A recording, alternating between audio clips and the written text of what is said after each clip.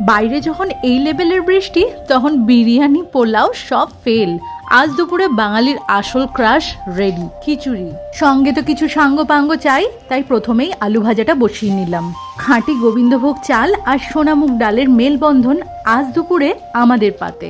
খিচুড়ির পাশে এমন যদি আলু ভাজা না থাকে আর কামড় দিলেই মরমর করে ওঠা গরম গরম পেঁয়াজি না থাকে, তবে কি আর বৃষ্টির দুপুরটা জমে বলুন?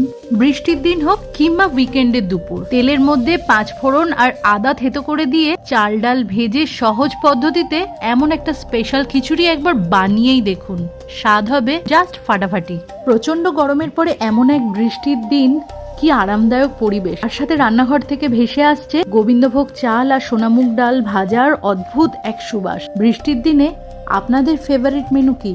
কমেন্টে অবশ্যই জানাবেন। চলুন এবারে গরম গরম মচমচে পেঁয়াজিটা ভেজে নিয়ে দুপুরের খাবারটা সার্ভ করি।